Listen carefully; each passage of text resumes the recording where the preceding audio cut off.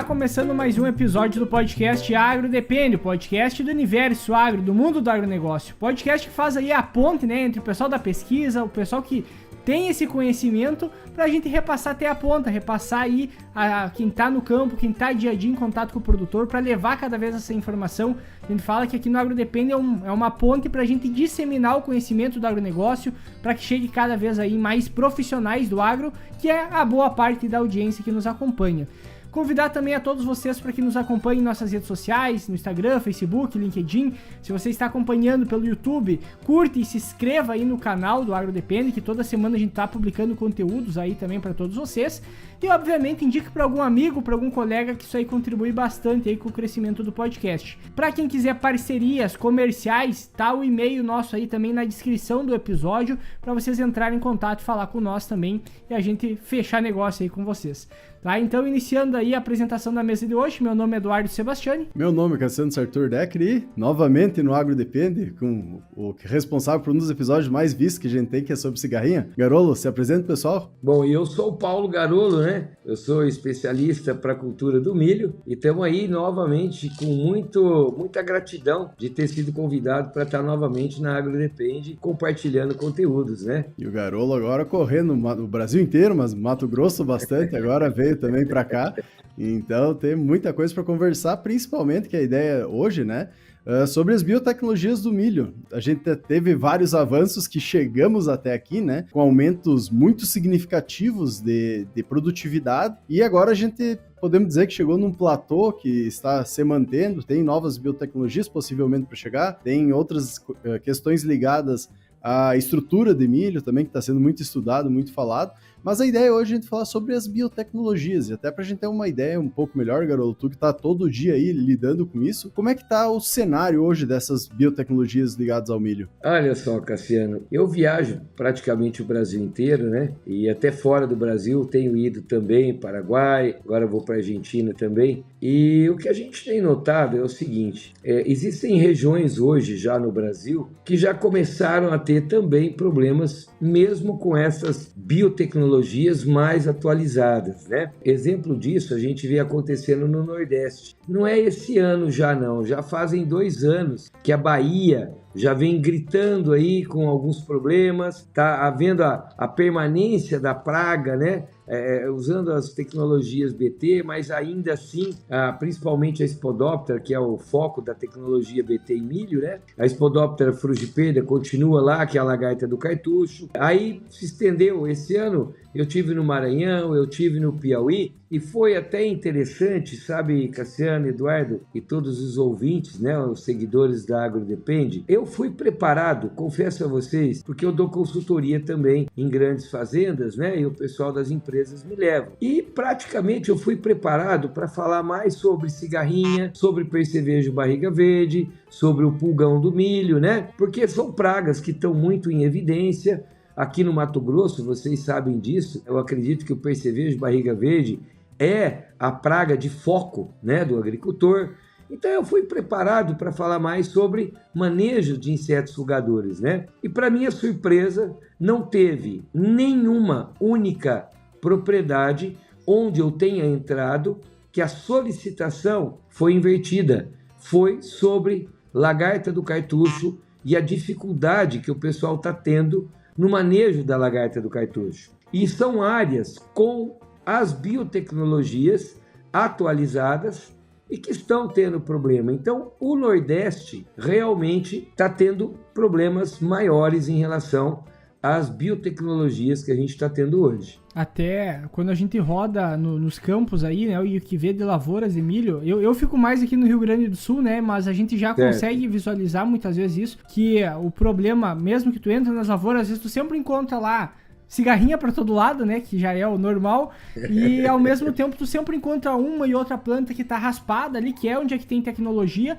e tu vai ali, abre o cartucho, tá lá a lagarta, né? E em alguns casos, dependendo do safrinha, às vezes, dependendo da tecnologia também que o pessoal usa, ou sem tecnologia até mesmo, a gente vê, e até pega a questão da praga Spodoptera, ela é um problema não só no milho, né? Ela pega outras pragas e isso dá uma condição para que ela tenha uma pressão muito grande dela naquele ambiente. E aí a gente sabe, eu não sei se é essa a história, né? Mas eu falava uma vez assim que muito da tecnologia que veio no milho, principalmente na questão do BT, era por causa da Spodoptera, porque era uma praga muito difícil de controlar e continua sendo, porque depois que ela entra ali pra dentro do cartucho, se tu perder o timing da aplicação, tu não controla mais, né?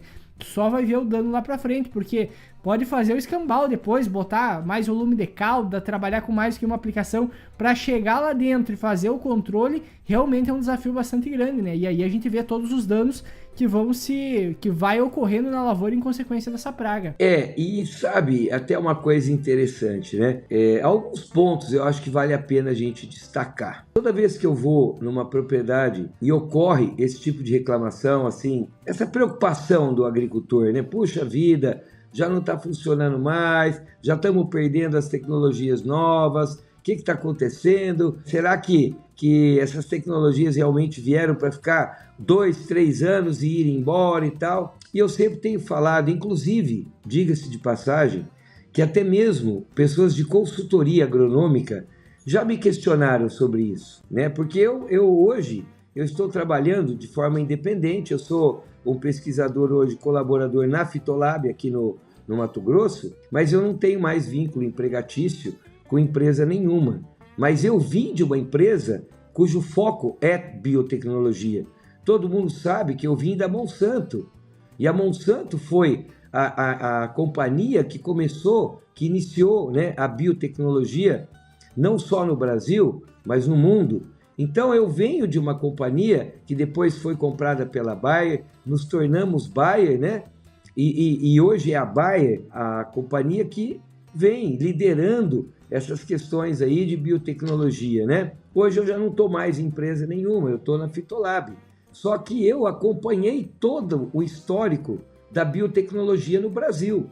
E uma coisa que eu sempre faço quando vou e sou convidado para ir olhar e ouvir o que está acontecendo, a pergunta primeira minha: vamos dar uma olhada na sua área de refúgio? Vamos dar uma olhada para a gente dar uma comparada como que está a biotecnologia e como que está a área de refúgio. Deixa eu te fazer uma pergunta só. Tu acha essa área? Exatamente. Então, sabe, não adianta. As pessoas chegaram até, uma vez eu fui até, entre aspas, verbalmente agredido, quando alguém me disse: isso é uma falta de comprometimento de uma companhia de biotecnologia que traz biotecnologia para ficar 3, 4 anos. Isso é um engano no agricultor e tal. E eu falei: pois é, mas se no Brasil nós tivéssemos, por exemplo, uma fiscalização governamental aí por órgãos, né, específicos, para olhar nas empresas mesmo de consultoria como a sua, que independente de ser obrigatoriedade ou não, mas o nosso dever como técnico, como agrônomo, como responsável, é pelo menos orientar o agricultor da importância de se fazer o refúgio. E, na minha opinião, deveria inclusive estar incluso a sua recomendação como consultor de colocar a área de refúgio. Ele pode não colocar, mas você estaria mostrando o seu comprometimento também com aquilo que nós, agrônomos, conhecemos, que é a necessidade do refúgio. E, infelizmente, eu acredito que na sua empresa, nenhum projeto que você fez vai ter recomendação. Então, trocando em miúdos, eu não quero aqui, não estou querendo alfinetar ninguém, eu só estou querendo dizer que isso é um compromisso. Essa questão do refúgio, essa questão da viabilidade, da persistência das proteínas BT, elas dependem do refúgio. E isso deveria ser um compromisso agronômico. Nós não podemos obrigar. Nós temos que respeitar a lei do nosso país. E a lei do nosso país, ela não obriga o agricultor a fazer o refúgio, sem problema nenhum. Mas nós, na nossa função agronômica, nós temos que fazer o nosso papel. E o nosso papel é orientar o agricultor, é lembrar o agricultor da importância de se fazer o refúgio. E muitas vezes isso está passando batido. Então, assim, olha, toda reclamação que eu vou é a primeira pergunta que eu faço depois que eu dou uma olhada. Lógico, primeiro eu dou uma olhada, atendo o agricultor, mas eu sempre pergunto, vamos dar uma olhada na sua área do refúgio para a gente ver como a gente pode comparar se a biotecnologia ainda está funcionando ou não, se ela ainda está te ajudando ou não. E aí a questão é essa que você acabou de falar para mim, viu, Cassiano? A resposta é essa. Não Cadê? temos. Cadê? Tu sabe que faz tempo que a gente já não a gente trazia mais esse tipo de assunto uma vez pro podcast, discutia mais isso com frequência, porque hoje o mercado todo do agronegócio, ele tem toda a questão comercial e tá tudo certo. Qual que era o ponto que a gente já bateu com o episódio com o Erley lá de Melo Reis, por exemplo, né? Quando a gente gravou com ele, ele já puxa também muito para esse lado, que é uma questão assim... Cara, tem coisas que tecnicamente e cientificamente tem que ser dado uma atenção maior e o profissional que tá na ponta recomendando, ele tem que assumir essa bronca. Por exemplo, assim, vou dar um outro exemplo agora, além do refúgio, que o pessoal, como foi bem citado, não leva às vezes muito a sério. Que é, por exemplo, vai usar o fungicida ou vai utilizar o multissítio. Hoje já se sabe muito bem que a nossa molécula de fungicida não aguenta e eu preciso trabalhar com um reforço muitas vezes para garantir que essa molécula sobreviva por um período maior. E aí o pessoal muitas vezes, hoje já é um pouco mais difundido, mas o consultor técnico ele não posicionar porque o produtor não quer, ele tá querendo tirar o corpo dele fora de uma responsabilidade que ele tem também de fazer esse posicionamento. E para a parte do refúgio, eu acredito que tenha muito disso. Talvez deva existir um pouco mais do posicionamento. O que acontece no mercado é que se um profissional posiciona e o produtor não faz, ele vai e compra do outro que não enche o saco dele, sabe? Então hoje tem esse problema que acontece, que é uma falta de comprometimento do pessoal de forma geral, né? Pra realmente encarar o problema e começar a fazer o que é o certo, né? Eu vejo que é a cadeia agrícola como um todo é que tem essa responsabilidade. Cada um da sua forma, todos têm. Então, algum tempo atrás, até estava começando a ter muitas discussões no aspecto de encontrar culpados. Mas quem é o culpado? O culpado é quem fabrica, porque quem fabrica não está nem dando importância para o refúgio. Tem empresa que não produz refúgio e aí manda só o milho com biotecnologia, mas elas mesmas não têm híbridos de milho para se ofertar como refúgio. Houve um período que a própria Monsanto, a qual eu fiz parte, também ouviu isso. Vocês mesmos não estão fazendo híbrido ideal para a gente plantar refúgio, então agora vem querer que... Bom, então, aí, o agricultor não é culpado, o técnico não é culpado. Bom, então, enfim, não temos que procurar culpado de nada, gente. Ninguém... Olha, todo mundo tem a sua parcela. Eu costumo dizer que quando um casamento não dá certo, não tem culpado, os dois são. Alguma coisa estava errado entre os dois. Mas foi ele que me traiu, ou foi ela que me traiu. Traiu por quê? Traiu por quê? Então alguma coisa já não está certa na relação, e a mesma coisa é esse assunto nosso aqui. Nós não temos que caçar culpado. O que eu acho, você falou uma coisa muito legal. Nós temos a consciência. Se todos nós temos a consciência, então cada um tem que fazer a sua parte nesse processo, orientar, solicitar, e o próprio agricultor também deve bater sim na tecla e falar, não, mas eu quero fazer refúgio. Você tem o híbrido certo para eu fazer o refúgio? Porque se não tiver, eu também vou lá na rede social, eu vou botar a boca no trombone, eu vou falar que a tua empresa fala, mas não tem um refúgio que presta, não tem nem refúgio. O seu pessoal de vendas, se eu falar que eu não vou comprar o milho do cara porque ele quer me colocar o refúgio, e eu falar eu não vou comprar refúgio, e ele fala então também não te vendo BT, eu compro de outro, e o outro me vende 100% com biotecnologia. Bom, então ele tem que parar isso também. Por quê? Porque também isso estimula. Quem vive de vendas, nós também temos que respeitar o vendedor. O vendedor vive de vendas. Se ele não vender, ele não tem o ganha-pão. Mas também não podemos culpar só o vendedor, porque às vezes a cadeia está forçando ele a fazer isso. Então não temos que achar culpado. O que nós temos que fazer é nos conscientizar, levar a público a importância que é o refúgio para se manter sobrevivendo biotecnologia ao longo do tempo. Nenhuma empresa é tão maluca de investir o que se investe para chegar numa plataforma de biotecnologia para durar 2, 3 anos. Não tem como voltar para trás o dinheiro, gente. Então, não foi para isso. É lógico, nós temos que imaginar que uma biotecnologia vai levar, no mínimo, 10 anos para retornar o investimento inicial. Então, ninguém fez biotecnologia para sobreviver menos do que 10 anos, jamais. Agora, existe o manual de instrução. E uma das coisas do manual de instrução é a área de refúgio. Bom, então a gente deveria seguir, porque aí sim a biotecnologia pode durar, mas muito, 5, 6 vezes mais do que está durando agora. Mas precisamos fazer. E sabe uma coisa? Você comentou uma coisa ali atrás também, vocês comentaram, e esses dias eu estava visitando uma propriedade lá em Palmital, no estado de São Paulo. Até era para eu me tornar um colaborador, mas eu não estou conseguindo voltar nem para minha casa, quanto mais para a fazenda.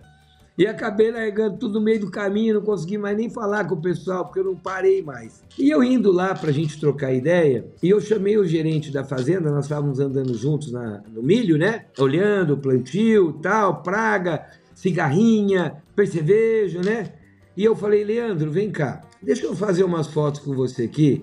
Olha a massa de ovos que nós estamos encontrando em quase 100% das plantas que nós estamos andando aqui. Ele não tinha nem talvez se atinado, ele falou, uai, Garolo, mas não é que é mesmo? E aí ele começou a olhar planta a planta, e nós começamos a ver um índice muito alto de oviposição de mariposas nas folhas do milho. E eu falei, Leandro, isso aqui está faltando as pessoas mostrarem para vocês, gerentes, e para os agricultores, porque as pessoas nem veem e nem têm noção do quanto a biotecnologia muda o cenário agrícola. Se você imaginar todo esse volume de ovos que você está vendo eclodirem as larvas, as lagartas, e nós não tivéssemos biotecnologia, já na primeira aplicação você ia ficar maluco.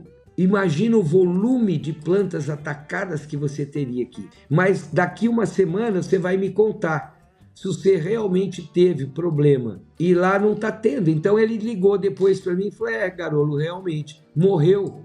A biotecnologia funciona, é impressionante. Então, é outra coisa. As pessoas precisam começar a olhar com mais critério, inclusive monitorar melhor a lavoura, para ele conseguir visualizar o quanto de ovos tinha, o quanto de filhotes estariam nascendo e que nasceram, mas que morreram ainda pela biotecnologia. Mas às vezes ninguém nota isso porque ninguém está olhando. Então nós temos que começar a mostrar esse tipo de coisa.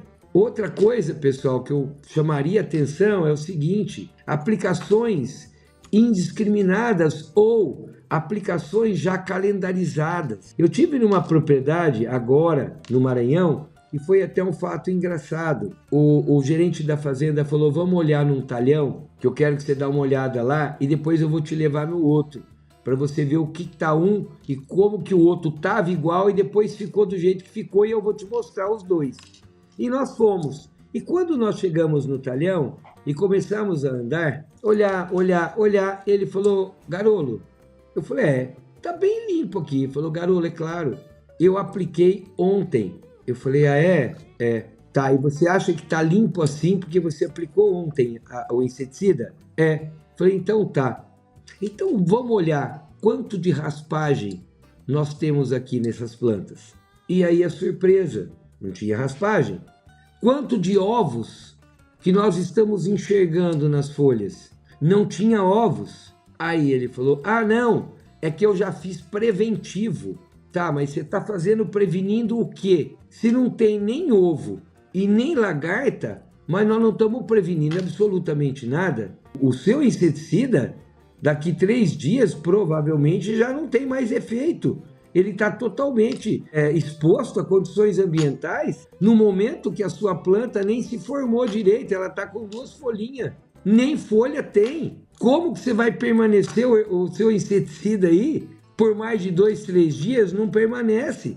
Mas nem se tiver ovo agora e nascer, não mata mais. E aí ele falou, nossa, mas a outra área minha, eu esperei um pouco mais e aí ela ficou infestada, vamos lá olhar. Eu falei, não, deixa eu te explicar. Existe uma bússola que muitas vezes é desprezada também por todo mundo. É uma bússola estudada.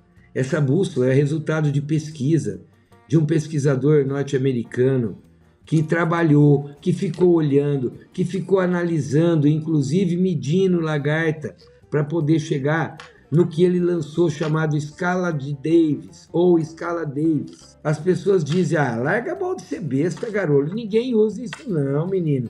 Você está onde com a cabeça? Pois é, ninguém usa. E as reclamações continuam. As reclamações continuam. A ineficiência continua. O gasto realmente sai do agricultor.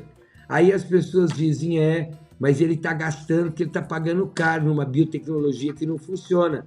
Como se o produto químico que ele está usando 2, 3, 4, 5, 6 aplicações fosse de graça.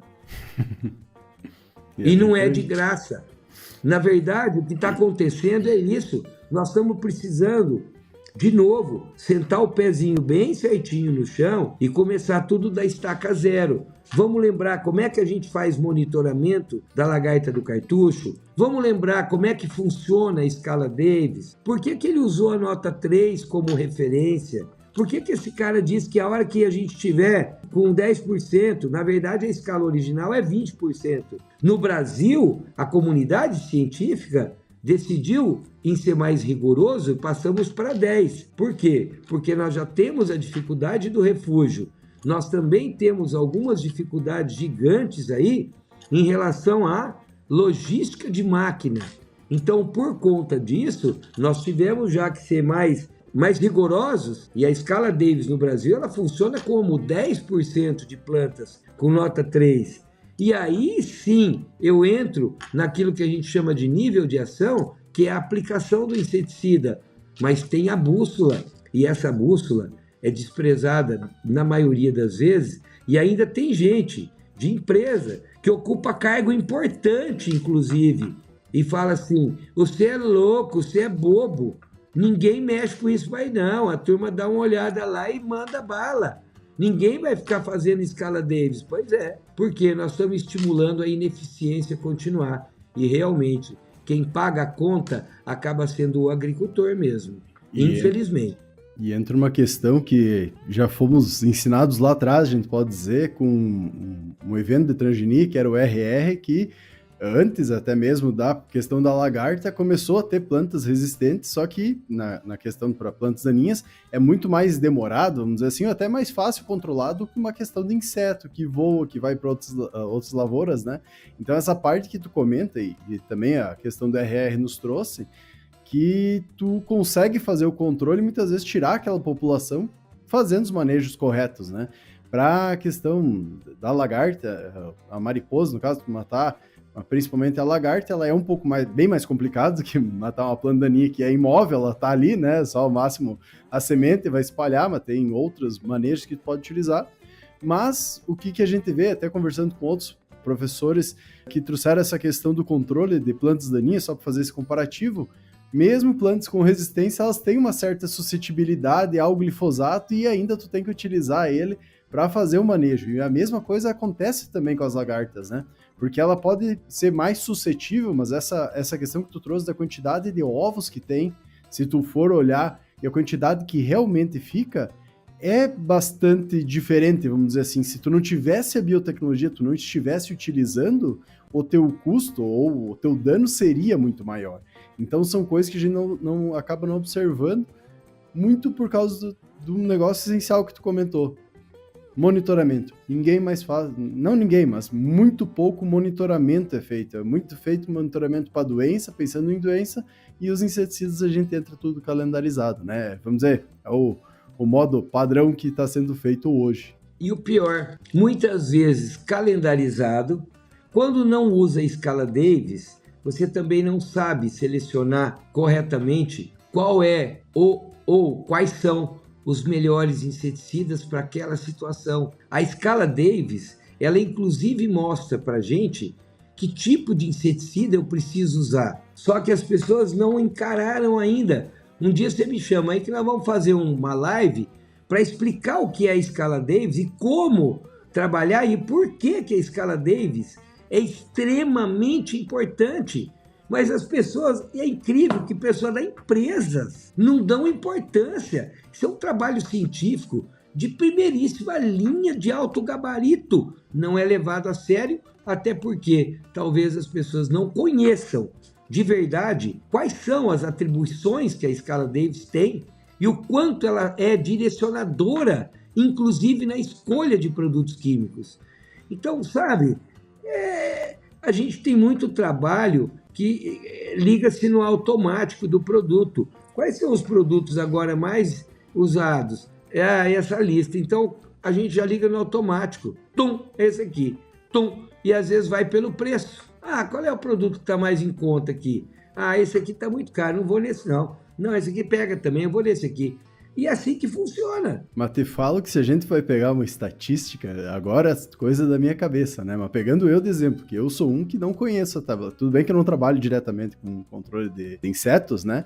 Mas eu sou um dos que não conhece. Eu tenho, não vou dizer certeza, mas pelo menos 80% do pessoal realmente não conhece. Então essa tua ideia é muito boa pra gente trazer, porque principalmente vai pegar a geração minha e do Eduardo, podemos dizer assim, que está se formando nos últimos 5, 10 anos até mesmo. É passado a questão do manejo integrado de pragas, é falado da importância, porém é passado de uma forma muito rápida e não tem estudos se aprofundando, que nem tu comentou, sobre a importância e a necessidade de fazer isso, né?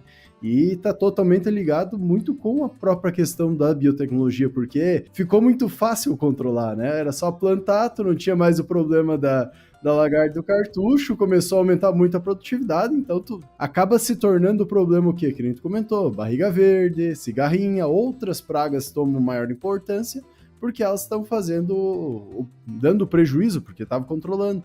Mas quando essa máquina vira, né, que é o que está acontecendo agora, tem alguns produtores até voltando para o convencional, porque tem híbridos ou refúgios, que a gente comentou, que tem um teto produtivo semelhante até mesmo a alguns híbridos, e acabam sendo muito mais caros por ter a biotecnologia, né? Então a gente está vendo esse movimento também acontecer. Então essa parte que tu comenta mostra que o nosso agro é cíclico, e além de ser cíclico, a interação que acontece dentro do nosso agro é muito rápida, e até por isso eu acho que a escala Davis que tu comenta, às vezes tem esse índice maior, porque é muito rápido o que acontece, tu tirar um pouco o pé, realmente vai dar problema, ainda mais aqui que a gente não para, né? A safra não para, é uma atrás da outra, só continua o ciclo das pragas. E é engraçado, você imaginar, olha, às vezes eu mostro, né?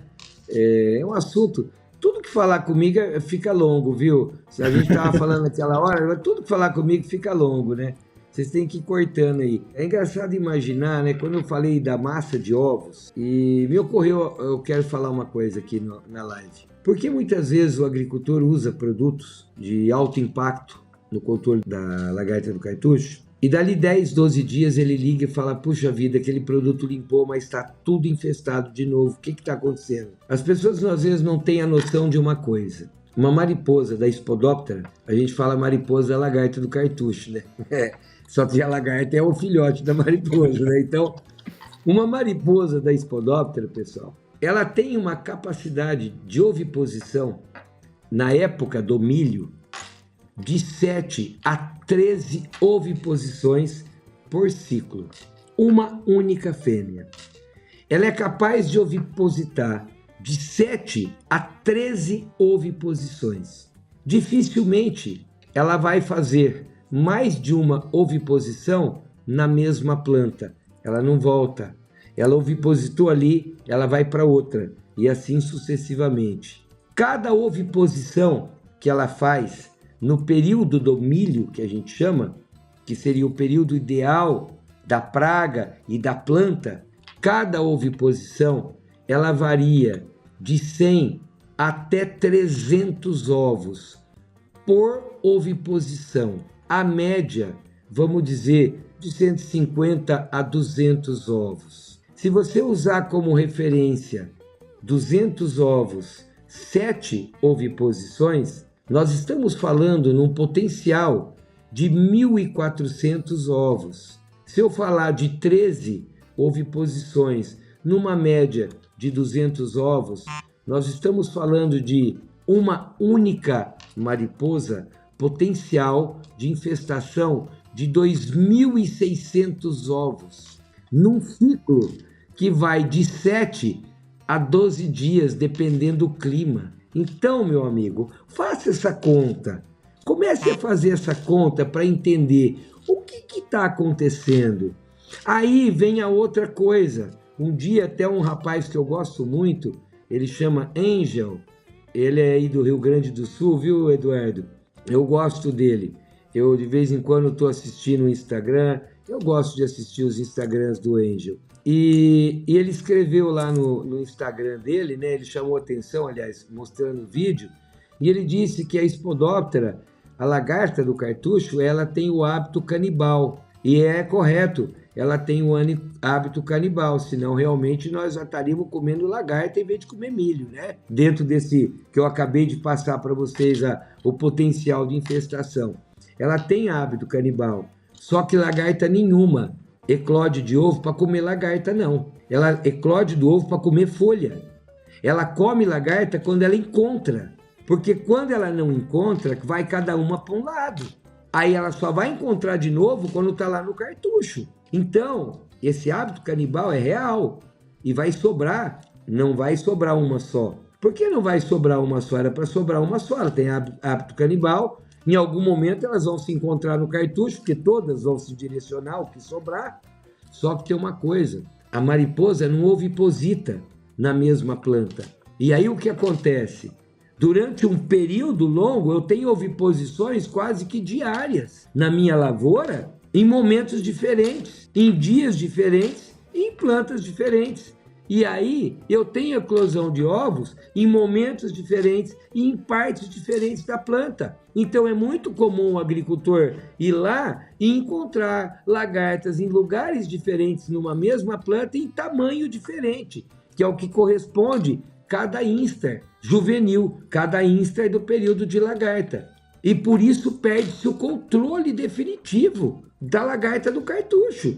Então, pessoal, não é um negócio assim, não é tão matemático as coisas, nós estamos lidando com vida, nós estamos lidando com seres que interagem com o ambiente, e aí nós temos que ter a consciência de que nós precisamos fazer um trabalho mais eficiente, tanto na orientação dessas particularidades de refúgio.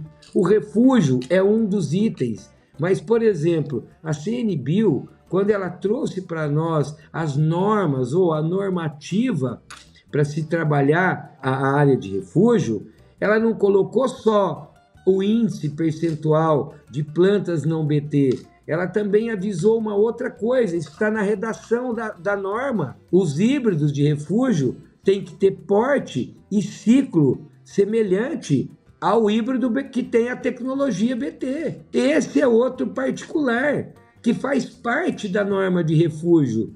E a outra coisa, aliás, a norma de refúgio, que é a norma para utilizar o BT. E a outra coisa, que a distância não deve ser maior do que 800 metros, para garantir o quê?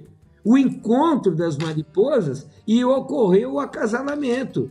Então, gente, isso são instruções. Essa normativa, ela não é uma lei, mas ela é uma normativa, que significa o quê? A instrução que a CNBio trouxe para como que nós temos que trabalhar biotecnologia.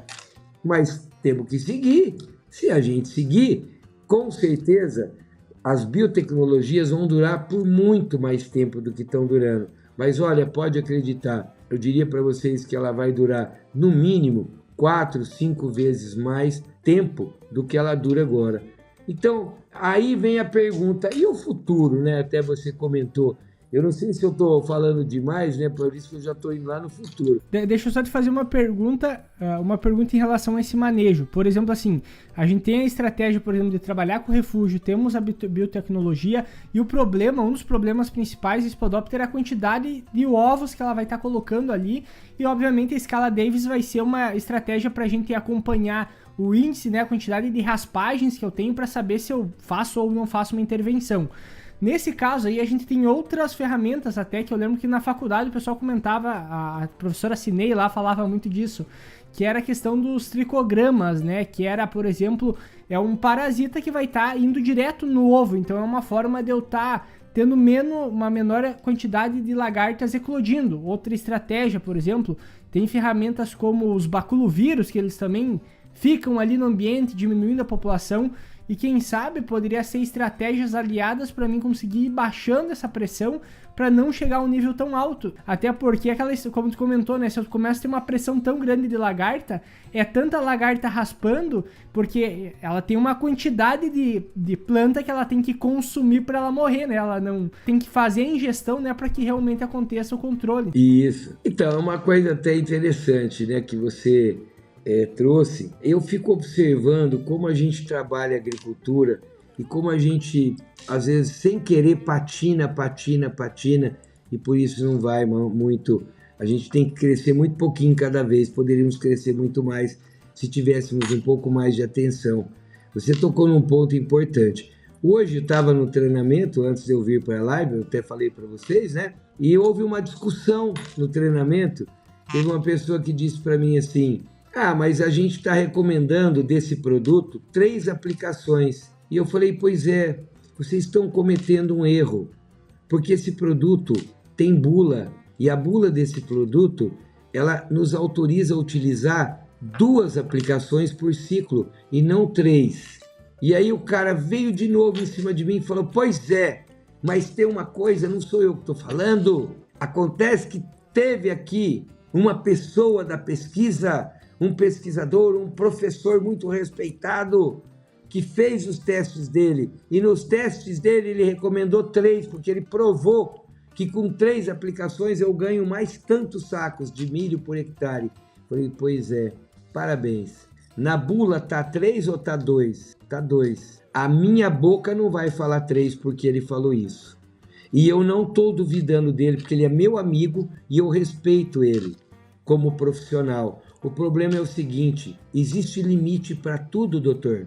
Não se esqueça que quando a gente vai inserir um produto químico no ambiente, a empresa que produz o produto químico, provavelmente ela está levando em consideração a quantidade total de ingredientes ativos que ela está colocando dentro de um sistema. E aí, existe um problema sério chamado inimigos naturais, que muitas vezes a gente inventa a bula, a gente aumenta a dose porque acha que tem que aumentar, a gente aumenta o número de aplicações, mas você somou quanto de ingrediente ativo você colocou no sistema a partir do momento que você fez uma aplicação a mais? Será que isso já não foi previsto pela empresa que produziu o produto? Ou você acha que ela não preferiria vender 3 vezes? Com certeza ela preferiria vender 3 vezes. Se ela colocou 2, é porque ela sabe que é o limite de uso, meu amigo.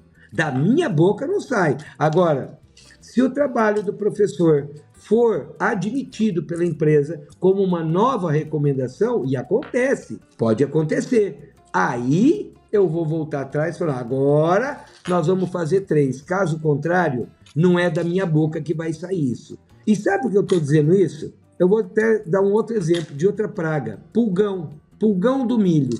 Pulgão do milho. A maioria das vezes, quando se faz manejo do pulgão do milho? Quando o milho pendoa. Nós sabemos que no pendoamento de qualquer planta, deveríamos evitar usar qualquer inseticida. Mas não é por causa da planta, não é por causa do pólen, não é por causa de nada disso, não. É porque a gente não pode matar insetos polinizadores. E também, às vezes, não é nem por causa daquela cultura. Nós estamos falando de sistema e nós estamos falando de ecologia agora. Nós estamos falando de sustentabilidade. Se o nosso planeta perder insetos polinizadores, nós vamos destruir o planeta. Não existe mais planeta. Não podemos esquecer que muito das plantas que nós temos, inclusive nas áreas de preservação, elas só conseguem cruzar e produzir sementes por conta de insetos polinizadores. O milho não precisa de inseto polinizador. mas a gente não deveria passar inseticida no momento que o milho pendoa, porque esse momento atrai insetos polinizadores e também inimigos naturais, como, por exemplo, o principal inimigo natural do pulgão, que são os sirfídeos, que é aquele bichinho que parece uma abelhinha, que cada vez que nós vamos no milho, a hora que está lá polinizando, começando a encher o grão, se a gente não prestar atenção, a gente come ele, porque ele fica na cara da gente, né? Vai fazer filmagem, ninguém consegue filmar, porque ele entra na lente. Aquele bichinho que parece uma abelhinha, ele é um inseto, ele mesmo, na fase adulta, ele não faz nada no pulgão, porque o aparelho bucal dele é para lamber. Porém, ele oviposita, e a larva daquele inseto, a larva desse bichinho, desse tal de sirfídeo, é ela que come as ninfas do pulgão e o pulgão. E quando a gente passa o inseticida na hora do florescimento, a gente pode até matar pulgão, mas controle não extermina inseto. E quem vai comer o que sobrou? Ninguém, porque nós matamos o sirfídeo junto com o pulgão. Então, pessoal, agricultura não é um negócio, não é brincadeira. A agricultura tem que parar, pensar, fazer estratégias mais eficientes para o agricultor gastar menos. Mas não é gastar menos para comprar o produto mais barato. O produto mais barato é aquele que entrega aquilo que foi prometido. Caro é aquele que não entrega. Não é comprar o produto mais barato, também não é comprar o produto mais caro, mas é o comprar o produto correto para aquele momento, para aquela praga. E usar na dose correta e respeitando a bula, incluindo número máximo de aplicações por ciclo de cultura. Nós não estamos brincando de agricultar, isso é responsabilidade profissional, técnica. Quem tem que ter esse compromisso somos nós, da área agronômica, nós é que orientamos o agricultor. E é importante tu trazer isso, porque geralmente é esquecido isso, né? A gente fala muito que a gente trabalha numa indústria a céu aberto, porém uma indústria de céu aberto que não é simplesmente a céu aberto porque a gente está refém do clima.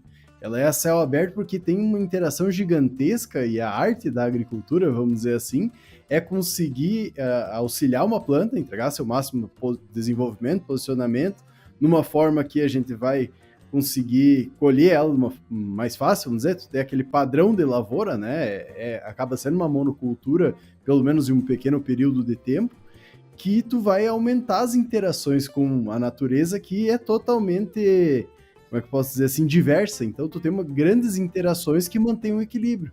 A hora que tu mantém só uma planta lá, tu vai começando a intensificar muito as interações entre os mesmos insetos, as mesmas pragas, as mesmas plantas.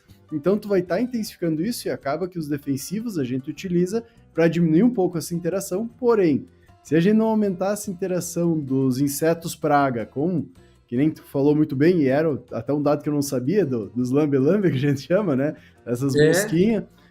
Eu não sabia que era um inimigo natural. Então, começa a mostrar a própria ignorância que a gente acaba tendo de não entender toda essa interação e a dificuldade que é a gente conseguir desenvolver um agro mais sustentável, vamos dizer assim, tendo altas produtividades e conseguindo entender tudo, porque é muita coisa e é importante falas que nem a tua para trazer essa responsabilidade de novo para nós, porque a gente realmente acaba deixando de lado, né?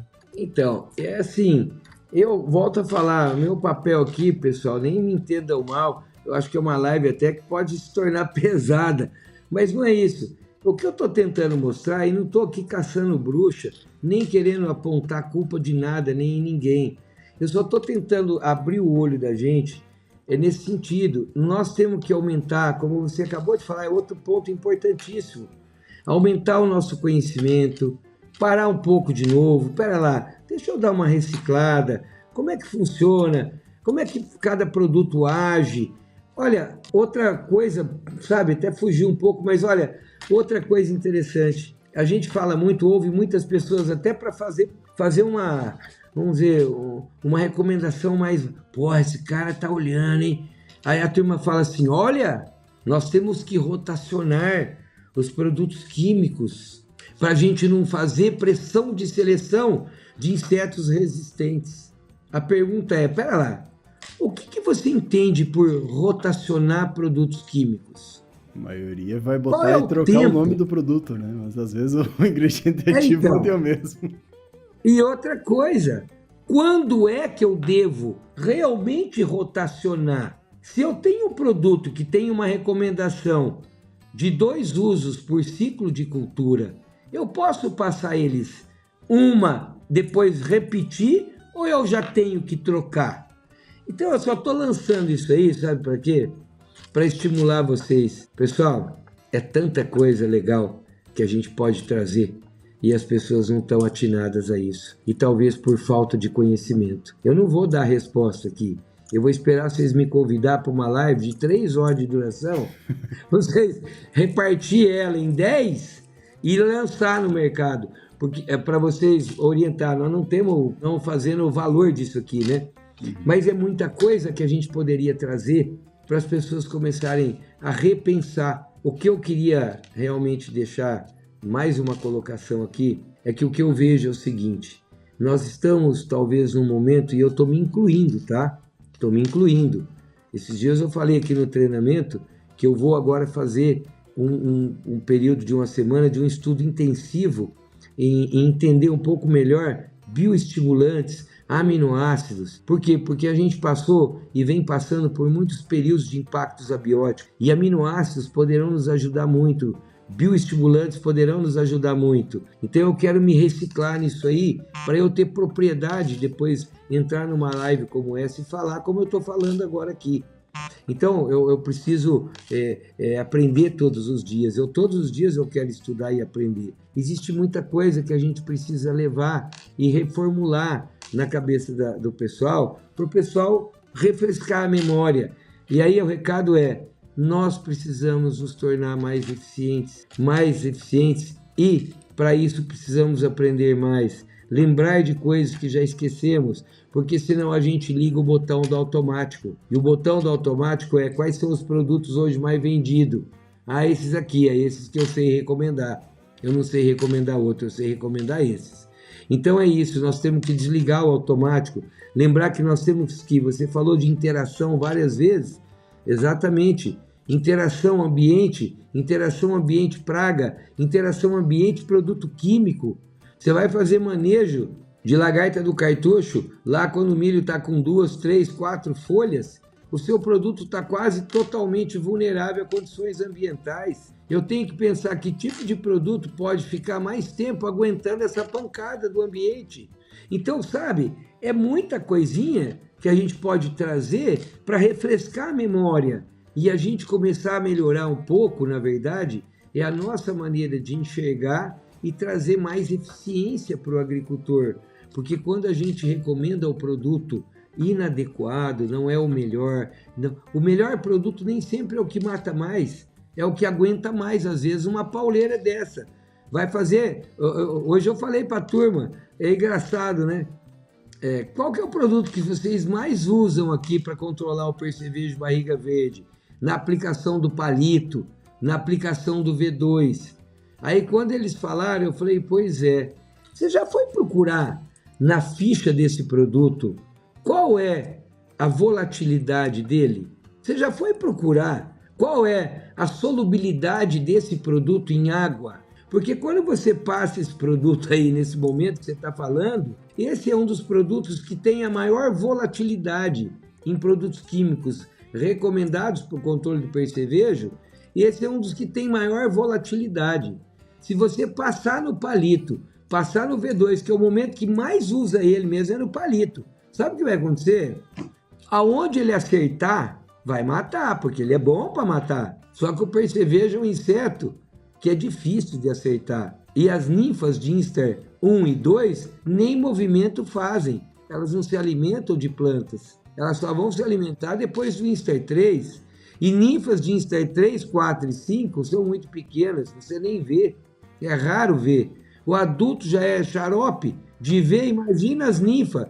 Falei, então, meu amigo, você usa um produto que você acha que matou bem, porque você viu os grandão que estavam ali de fora na hora que você aplicou, mas morreu. Aonde ele pegar, ele mata.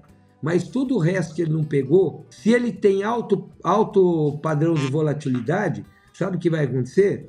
Em 2 dias você não tem mais nada. Mais nada. E daí o cara aplica de meio-dia ainda para ajudar. Então, essas coisas, você está entendendo? Essas coisas todas, pessoal, nós não podemos brincar. Nós não podemos brincar. O negócio é caro. A agricultura não é brincadeira. O insumo não é brincadeira. Falei no treinamento hoje. Eu tenho quase 40 anos trabalhando com milho. Eu vi a evolução do milho, mas eu confesso a vocês que eu vejo, para mim, a melhor genética que existe no mundo é a brasileira, aqui do Brasil. Produzir milho para entregar 12, 15, 18 toneladas por hectare numa condição totalmente irregular de clima como a gente tem, não é coisa de brinquedo, não. Isso aqui é coisa de gente grande.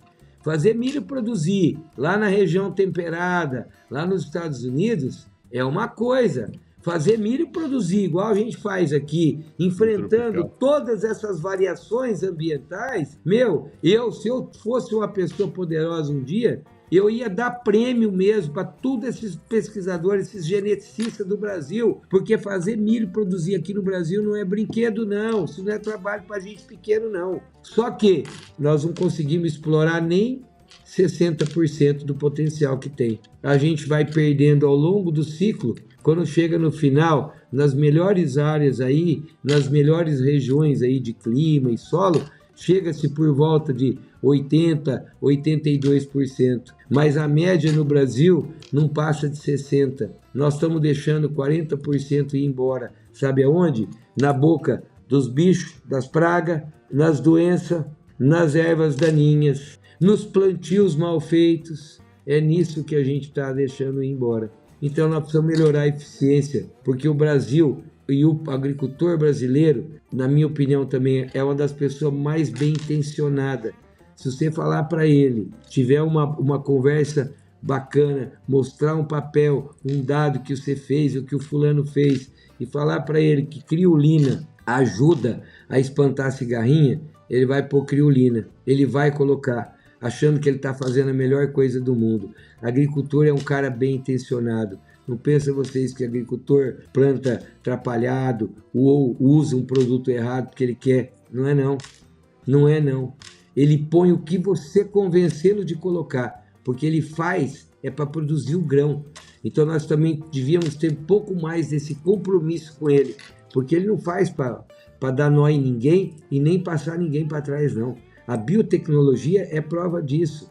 Ele não usa refúgio. A culpa não tem culpado. Não tem culpado.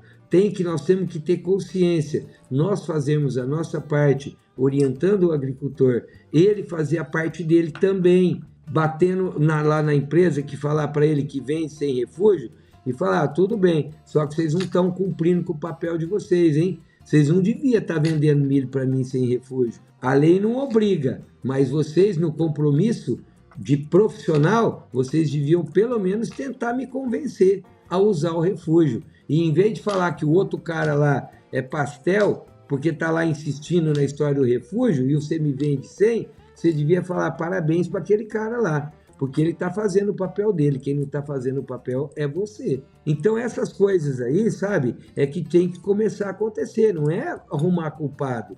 Não é isso não. Fazer refúgio é fundamental.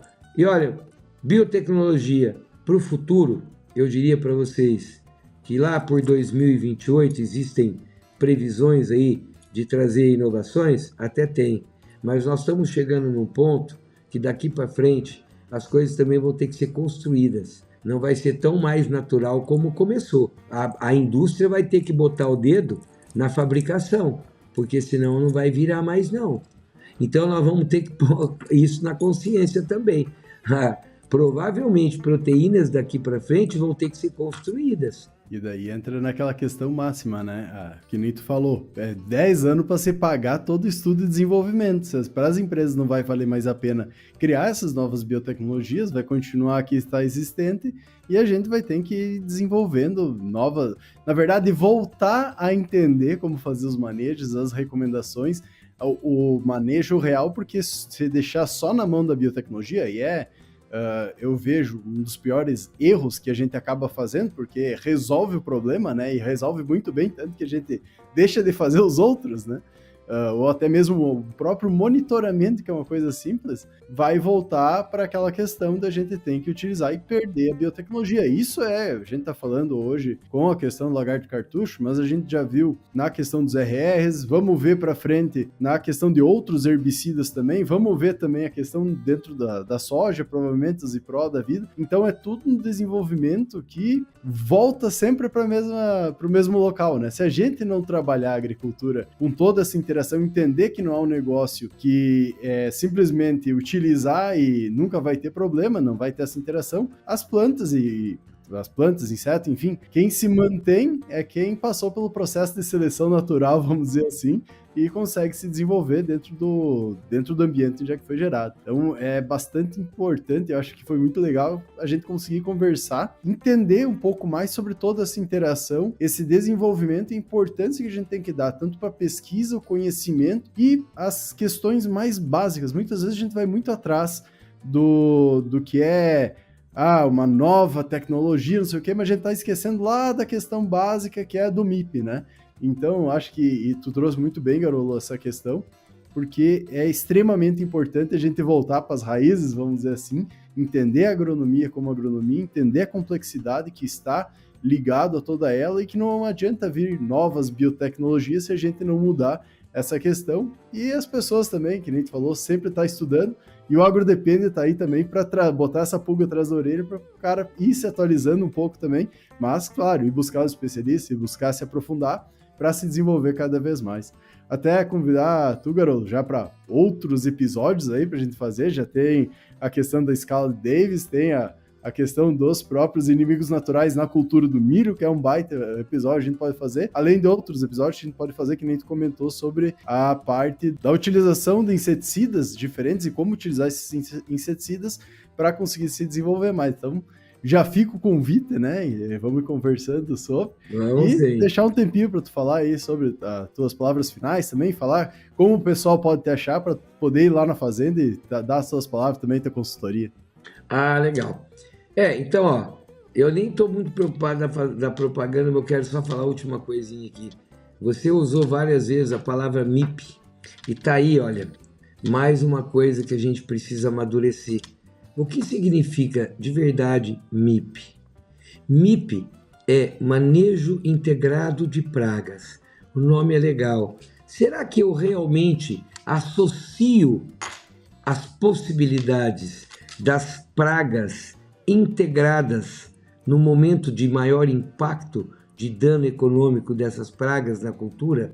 Trocando em miúdos, o manejo que eu uso para cigarrinha, ele tem que estar casado com o manejo que eu uso para percevejo barriga verde, e que também deveria estar casado com o manejo que eu vou usar na lagarta do cartucho no ataque inicial. Isso é MIP. Nós temos que olhar o conjunto, e a decisão, inclusive, de produtos, ela tem que se amarrar a isso também, porque senão eu não estou fazendo MIP. Eu estou falando MIP, mas não estou fazendo MIP. E muitas vezes não faz o controle, não faz a observação no campo se tá, não dá uma olhada no clima, da questão da temperatura e não faz a integração. Tem que juntar tudo. Não tem como separar, porque senão eu não estou fazendo MIP. Isso é outro tema interessante para estressar. O meu contato, telefone é 64 9 81 18 5806. Meu Instagram, @garolo com 2 L's, Paulo Roberto, tudo junto. Na hora que colocar @garolo, a primeira cara que vem é minha. Se vê um cara cheio dos ouro aí, já sabe que é tu, né? Já sabe também. Não, perfeito. Como eu comentei, Garolo, a gente vai colocar as tuas redes sociais, teu LinkedIn também aqui na descrição do episódio. Provavelmente vamos fazer a publicação em collab aí de alguns conteúdos que a gente vai gerando durante o tempo. E, que nem eu comentei, cara, fica o convite, é muito bom a gente conversar contigo, trazer alguém que realmente tá rodando todo o Brasil, vendo a realidade no campo. E isso é uma coisa que eu e o Eduardo a gente traz muito, porque a gente também tá rodando todo dia. E foi um erro nosso até de não ter te chamado antes, né? Porque, como eu comentei até contigo, né, Garolo? Que o episódio que nós gravamos sobre cigarrinho aqui, naquele momento ninguém entendia nada da praga praticamente. Tu deu uma aula, basicamente, que até hoje, todos os outros episódios que a gente fez, foi comentado em partes sobre aquilo que tu comentou em um episódio só, tu preencheu tudo, né? Então foi um episódio bem completo, logo no início tu já tinha toda a informação. Então é um especialista que realmente tem muito conhecimento na área do milho, nessa parte de pragas. Bom, dá pra ver aí só por esse episódio também. E com certeza nós vamos te chamar de novo aí pra gravar mais, porque foi um erro já não ter chamado mais vezes antes, né? Não, mas estamos aí para isso. E eu gosto de contribuir com o agricultor, eu gosto de participar dessas lives justamente por isso, para contribuir com o agricultor, com a consultoria. A turma fica brava comigo de vez em quando, mas eu não estou aqui dando reio em ninguém, não, porque eu também estou aprendendo com todo mundo todos os dias. Mas eu quero transmitir aquilo que eu consegui aprender com todo mundo, e é através, né, de um programa como esse que a gente consegue chegar. Então, é isso aí. Perfeito. Isso, se o pessoal que está ouvindo, né, gostou do episódio, passa para os amigos aí. Manda a questão do link, tanto do Instagram quanto da questão do YouTube, Spotify. Manda pro pessoal pra gente chegar a cada vez mais pessoas e assim conseguir fazer com que as palavras do Garolo, de outros tantos especialistas, chegam a mais pessoas e também a gente consiga desenvolver cada vez mais o agro. Novamente, Garolo, muito obrigado por ter aceito participar conosco. Fica o convite para outros episódios aí, que a gente com certeza vai marcar. Convidar todo mundo também a nos seguir nas redes sociais, né? No Instagram, no YouTube, no Spotify. E por hoje era isso. Até a próxima, pessoal! Valeu!